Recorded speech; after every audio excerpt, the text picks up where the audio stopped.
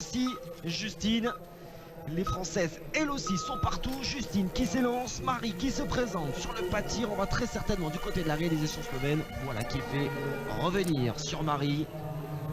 Rendez-vous important dès ce coucher.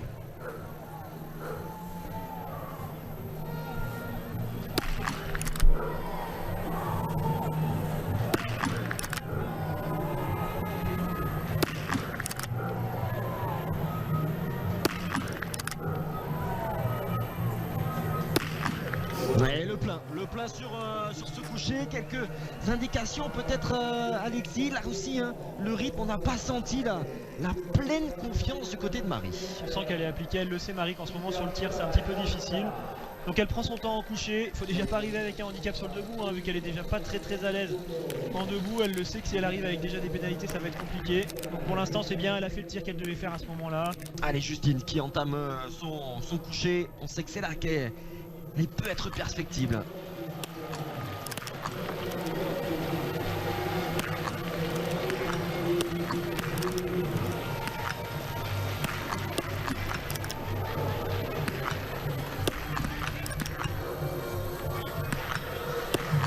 Ouais, c'est propre, c'est solide, encore une fois de la part de Justine. Comme sur les skis, elle nous montre cette solidité qui fait sa force à l'heure actuelle. Et elle va bien ressortir en contact, excusez du peu, de Kaisa Makarainen. Par contre elle ne fait que accélérer au fur et à mesure du tir, ça montre quand même qu'elle a énormément progressé déjà en seulement 2 semaines.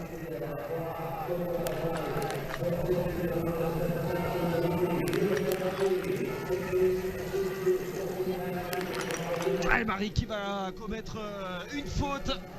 Ça fera un 9 sur 10 avec tout de suite les indications données par Jean-Paul Jacquinot à tous les membres du staff qui sont placés au bord de cette boucle de 2 km 500 pour Laura Dahlmeier que l'on retrouve tout de suite.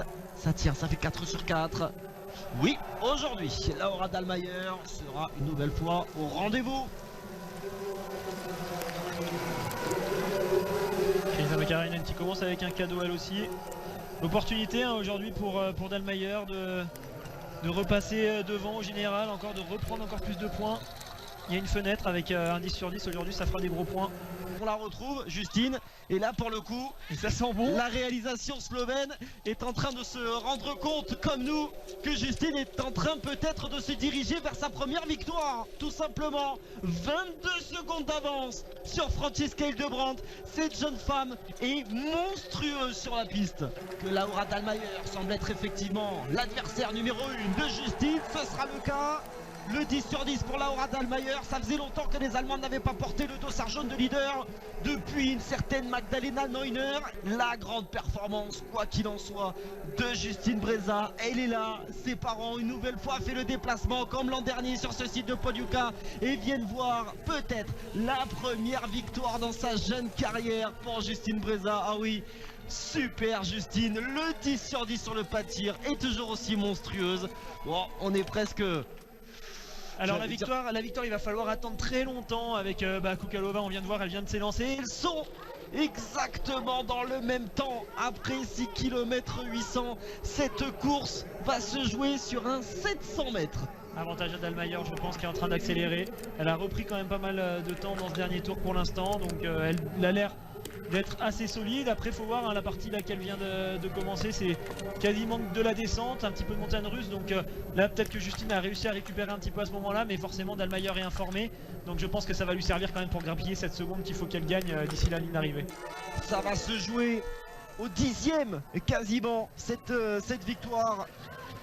La première pour Justine Breza, ou une nouvelle victoire pour le dossard jaune ou rouge de leader de la Coupe du Monde. Elle va être devant pour 3 secondes et demie. Simplement, Laura Dahlmeier vient priver Justine Breza d'une première victoire.